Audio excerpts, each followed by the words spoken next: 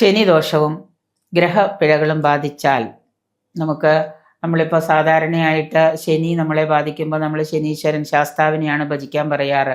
പക്ഷേ ശാസ്താവിനോടൊപ്പം തന്നെ നമ്മുടെ ശനിദോഷം മാറ്റാൻ പറ്റുന്ന ഏറ്റവും പ്രധാനപ്പെട്ട ഒരു മൂർത്തിയാണ് ഹനുമാൻ എന്നത്. അപ്പോൾ ഹനുമാനെ ഭജിച്ചു കഴിഞ്ഞാൽ നമ്മുടെ ശനി പറയുന്ന ദോഷങ്ങൾ, ഗ്രഹപ്പിഴകളൊക്കെ നമുക്ക് മാറ്റിവെക്കാനായിട്ട് സാധിക്കും.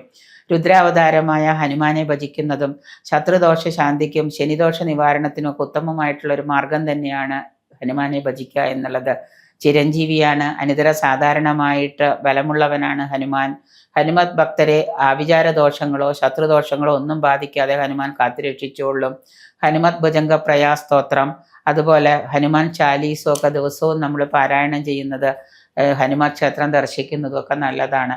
പക്ഷേ ഹനുമാനെ എന്ത് ചെയ്യുമ്പോഴും, ഹനുമാൻ ക്ഷേത്രം ദർശിക്കുമ്പോഴും ഹനുമാൻ ചാലീസ് പാരായണം ചെയ്യുമ്പോഴും അതുപോലെ തന്നെ ഹനുമാൻ ഭുജംഗ സ്തോത്രം നമ്മൾ ജപിക്കുമ്പോഴും ഒക്കെ നമുക്ക് എന്താണ്, വ്രതം വേണം. ബ്രഹ്മചര്യം ഉൾപ്പെടെയുള്ള വ്രതം അനുഷ്ഠിക്കുന്നത് നന്നായിരിക്കും. മത്സ്യമാംസാദികളൊക്കെ വെടിഞ്ഞ് വ്രതാനുഷ്ഠാനത്തോടു കൂടിയാണ് നമ്മൾ ഈ പറയുന്ന രുദ്രാവതാരമായ ഹനുമാനെ ഭജിക്കുന്നതെങ്കിൽ നമുക്ക് ശനിദോഷവും നല്ല ഒരു ദോഷവും നമ്മളെ ബാധിക്കാതിരിക്കും. ഇപ്പോൾ ശനിദോഷം പൂർണ്ണമായിട്ട് ബാധിച്ചിട്ട് എല്ലാ ശനിയാഴ്ചയും ശാസ്താവിൻ്റെ ക്ഷേത്രത്തിൽ പോകുന്നുണ്ട് ചിലപ്പോൾ പോകാൻ പറ്റാറില്ല. എങ്കിലും നിങ്ങൾ ഈ പറയുന്ന വീട്ടിൽ തന്നെ ഇരുന്നുകൊണ്ട്, ഇപ്പോൾ വിദേശികളായിട്ടുള്ള ആളുകളാണെങ്കിലും നിങ്ങൾക്ക് വീട്ടിൽ തന്നെ ഇരുന്നു കൊണ്ട് നിങ്ങൾക്ക് വ്രതാനുഷ്ഠാനത്തോടു കൂടി നമ്മൾ ഈ പറയുന്ന ഹനുമത് ഭുജംഗ സ്തോത്രം നമുക്ക് ജപിക്കാം. ഹനുമാൻ ചാലീസ് നിത്യവും പാരായണം ചെയ്യാം.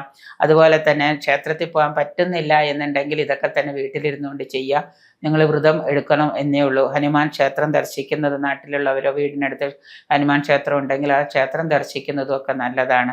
അങ്ങനെ ചെയ്തു കഴിഞ്ഞാൽ രുദ്രാവതാരമായ ഹനുമാന്റെ പ്രീതി കൊണ്ട് നമുക്ക് എന്താണ്, ശനിദോഷങ്ങൾ മാറി നിൽക്കുന്നതാണ്. നമ്മളെ ബാധിക്കുകയില്ല ശനിദോഷങ്ങൾ. അപ്പോൾ ശനി ബാധിക്കാതിരിക്കാനായിട്ട് ശാസ്താവിനെ ഭജിക്കുന്ന പോലെ തന്നെ നമുക്ക് ഹനുമാനെയും ഭജിക്കാം.